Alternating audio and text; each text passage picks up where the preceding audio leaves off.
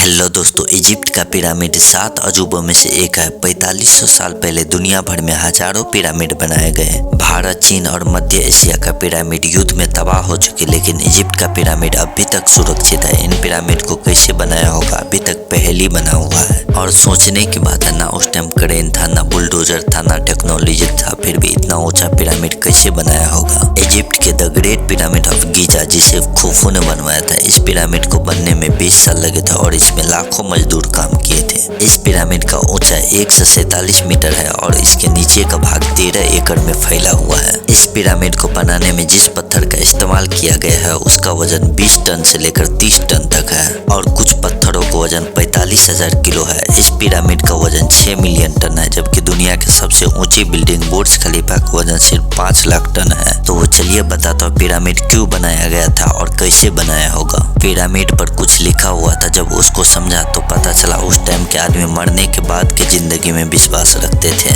उनका मानना था मरने के बाद आत्मा दूसरी दुनिया में चला जाता और वहाँ हमेशा जिंदा रहता है। इसलिए राजा अपने लिए पिरामिड बनाते थे और उसके अंदर अपना कब्र भी बनाते थे और पिरामिड के अंदर सोना, चांदी, हथियार, खाने का सामान, पीने का सामान, कपड़ा अपने साथ रखते थे ताकि मरने के बाद दूसरी दुनिया में काम आएगा। जब राजा मर जाता था तो उस राजा को उसी पिरामिड के अंदर दफना दिया जाता था। अब सवाल यह है कि ये पिरामिड कैसे बनाया होगा।